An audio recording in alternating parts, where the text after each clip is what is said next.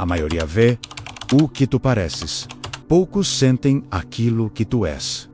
Você já olhou ao redor no trabalho, na política, nas redes sociais e sentiu aquela sensação incômoda de que algo não fecha? As pessoas mais barulhentas parecem sempre estar no comando. Os mais capazes parecem sempre estar servindo aos menos capazes. E você, em algum momento, já se perguntou: como isso é possível? Essa não é uma pergunta nova. Nicolau Maquiavel fez essa mesma pergunta no século 26. Não como cinismo, como diagnóstico, mas antes de continuar, considere isso.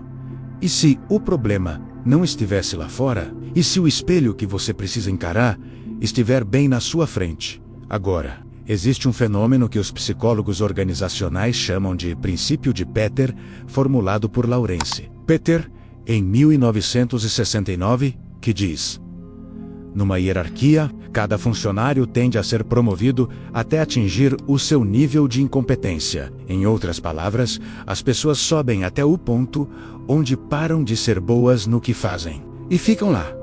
Mas isso ainda não explica tudo.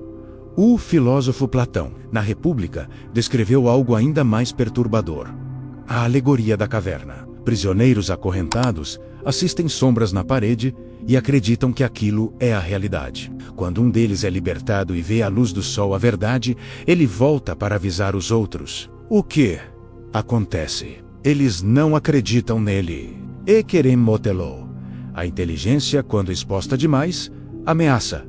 Pense nisso como uma chama dentro de uma caverna escura. A chama ilumina, mas também assusta. E os que vivem na escuridão não pedem mais luz. Eles pedem que a chama se apague.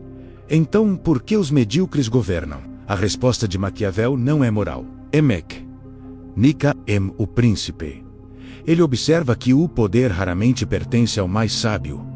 Pertence ao mais adaptável ao desejo coletivo. E o que o coletivo deseja, na maior parte do tempo, não é a verdade. É o conforto da confirmação. Aqui entra a ciência. Em 2011, o psicólogo Daniel Kahneman publicou Rápido e Devagar, sintetizando décadas de pesquisa sobre como os seres humanos tomam decisões. O sistema Uno rápido, emocional, automático, domina a maioria das escolhas. O sistema 2 lento, racional, analítico é usado com parcimônia, porque custa energia. O líder medíocre fala para o sistema 1. O inteligente, infelizmente, fala para o sistema 2. E o sistema 1 sempre vota primeiro.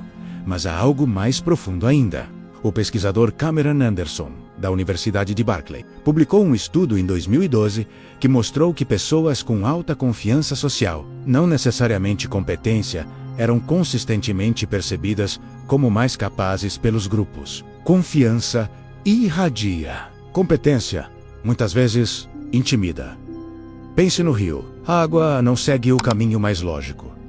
Segue o caminho de menor resistência. O poder social funciona da mesma forma. Não flui para onde há mais profundidade, mas para onde há menos obstáculo, o inteligente. Ao questionar, ao complexificar, ao recusar respostas fáceis, cria resistência. O medíocre, ao simplificar, ao validar, ao espelhar, o que o grupo já quer ouvir, vira o leito natural do rio. E então surge a grande armadilha, o inteligente. Ao perceber esse mecanismo, tem duas escolhas: jogar o jogo e se trair, ou recusar o jogo e ser marginalizado. Maquiavel escolheu uma terceira via: observar, entender e escrever. Aqui está a reviravolta que a maioria das pessoas não vê.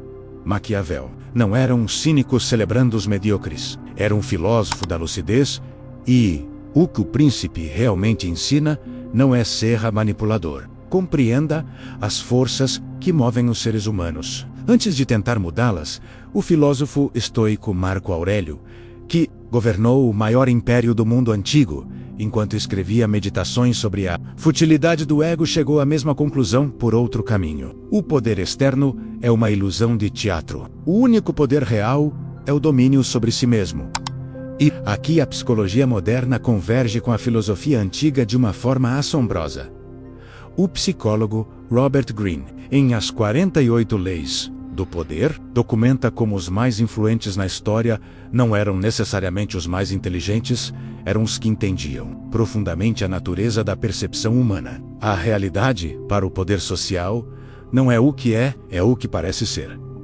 E se você chegou até aqui, talvez esteja começando a sentir o desconforto certo.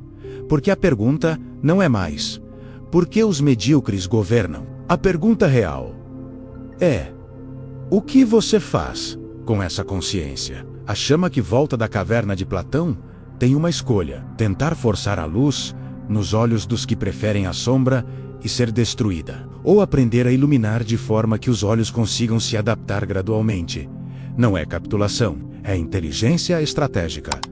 No começo deste vídeo, olhamos para o mundo lá fora e sentimos aquela sensação de que algo não fecha.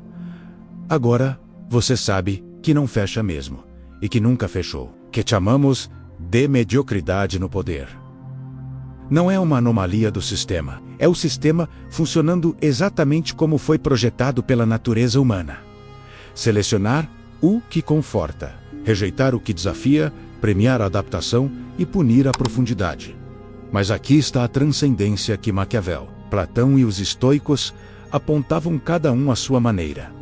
A realidade do poder social é um teatro, e todo teatro tem atores que acreditam no personagem e atores que sabem que estão no palco.